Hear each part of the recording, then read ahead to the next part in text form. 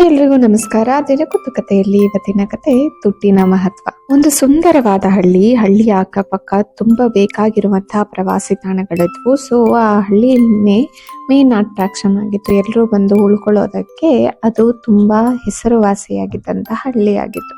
ಯಾವುದೇ ಊರಿನ್ಗೆ ಹೋಗ್ಬೇಕಂದ್ರೂ ಅದು ಒಂಥರ ಮಿಡಲ್ ಸರ್ಕಲ್ ತರ ಇತ್ತು. ಎಲ್ಲರೂ ಬಂದು ಹೋಟೆಲ್ದಲ್ಲಿ ಸ್ಟೇ ಮಾಡಿಕೊಂಡು ನಂತರ ಫ್ರೆಶ್ ಅಪ್ ಆಗಿ ಅದ್ರ ಹತ್ತಿರ ಇರುವಂತಹ ಎಲ್ಲಾ ಪ್ರವಾಸಿ ತಾಣಗಳನ್ನ ಕಂಪ್ಲೀಟ್ ಮಾಡ್ಕೊಂಡು ನೋಡಿ ಮತ್ತೆ ಬಂದು ಅಲ್ಲೇ ಸ್ಟೇ ಆಗ್ತಾ ಇದ್ರು. ಹೀಗಿರುವಾಗ 2-3 ವರ್ಷ ಯಾರು ಪ್ರವಾಸಿಗರೇ ಆ ಹಳ್ಳಿ ಕಡೆ ಸುಳಿಲೇ ಇಲ್ಲ.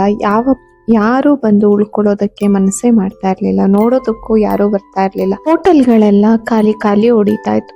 ಇದೇ ಸಮಯದಲ್ಲಿ ಯಾರೋ ಒಬ್ಬ ಪ್ರವಾಸಿಗ ಬಂದು ಹೋಟೆಲ್ ನ ವಿಚಾರಿಸಿದ ನಂತರ ಇಲ್ಲಿ ಉಳ್ಕೋಬೇಕು ಅಂತ ಇದ್ದೀನಿ, 5,000 ಇಟ್ಕೊಳ್ಳಿ, ಇನ್ ಕೇಸ್ ನನ್ಗೆ ರೂಮ್ ಇಷ್ಟ ಆದ್ರೆ ಮಾತ್ರ ಇಲ್ಲಿ ಉಳ್ಕೋತೀನಿ, ಇಲ್ಲ ಅಂದ್ರೆ ಈ ಅಡ್ವಾನ್ಸ್ ಅಮೌಂಟ್ ನ ವಾಪಸ್ ಕೊಡಿ ಅಂತ ಹೇಳ್ತಾನೆ. ಹೋಟೆಲ್ ಮಾಲೀಕನ್ಗೆ ಅಪ್ಪ ಯಾರೋ ಒಬ್ರು ಬಂದ್ರು ಅನ್ನೋ ಖುಷಿಲಿ ಹೋಗಿ ಹಣವನ್ನ ತೆಗೆದುಕೊಂಡು ಹೋಗಿ ತರಕಾರಿ ಮಾರೋನ ಹತ್ರ ಹೇಳ್ತಾನೆ, ನೋಡು ನನ್ನ ಹಳೆ ಬಾಕಿ ಎಲ್ಲ ತೀರೋಯ್ತು, ಈ ಹಣವನ್ನ ಇಟ್ಕೊಂಡು ತರಕಾರಿಯನ್ನ ಫ್ರೆಶ್ ಆಗಿ ತೆಗೆದುಕೊಂಡು ಬಾ ಅಂತ ಹೇಳಿ ಬರ್ತಾನೆ. ವ್ಯಾಪಾರಿ ರೈತನ ಹತ್ರ ಓಡಿ ಹೋಗಿ ತರಕಾರಿಗಳನ್ನ ಫ್ರೆಶ್ ಆಗಿರೋದನ್ನ ಕೊಡು ಅಂತ ಹೇಳಿ ದುಡ್ಡನ್ನ ಕೊಟ್ಟು ಬರ್ತಾನೆ. ರೈತ ಆ ದುಡ್ಡನ್ನ ತೆಗೆದುಕೊಂಡು ಹೆಂಡತಿ ಹತ್ರ ಹೋಗಿ, ನೋಡು ದುಡ್ಡು ಬೇಕು ಅಂತ ಹೇಳ್ತಾ ಇದ್ದಲ್ಲ, ತೆಗೆದುಕೋ ಅಂತ ಹೇಳಿ ಅವನು ದುಡ್ಡನ್ನ ಕೊಡ್ತಾನೆ. ಆಕೆ ಸಂತೋಷದಿಂದ ದುಡ್ಡನ್ನು ತೆಗೆದುಕೊಂಡು ಹೋಗಿ ಹೋಟೆಲ್ ಅವನು ಕೊಡ್ತಾಳೆ.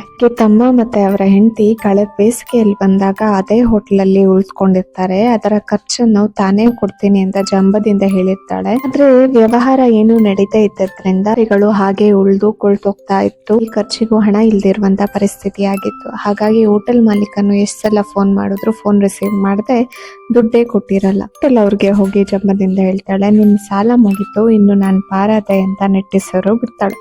ಅಷ್ಟರಲ್ಲಿ ಆ ಪ್ರವಾಸಿಗ ಹೋಟೆಲ್ ರೂಮ್ಗಳನ್ನೆಲ್ಲ ನೋಡಿ ಕನ್ಗೆ ಹೇಳ್ತಾನೆ, ನನಗೆ ರೂಮ್ಸ್ ಕ್ಲೀನ್ ಇಲ್ಲ ಅನಿಸ್ತಾ ಇದೆ, ಊಟನೂ ಅಷ್ಟು ಚೆನ್ನಾಗಿಲ್ಲ ಅನಿಸ್ತಾ ಇದೆ, ನನ್ನ 5,000 ರೂಪಾಯಿ ಕೊಡಿ ಅಂತ ಜೇಬ್ನಲ್ಲಿ ಹಾಕೊಂಡು ಹೊರಟೇ ಬಿಟ್ಟ.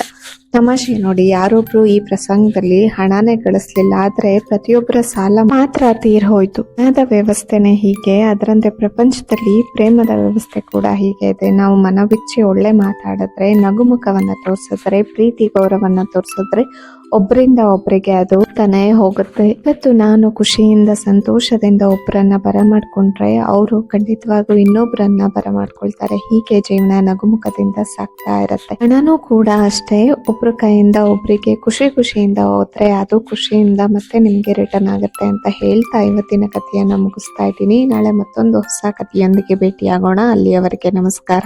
Thank you so much.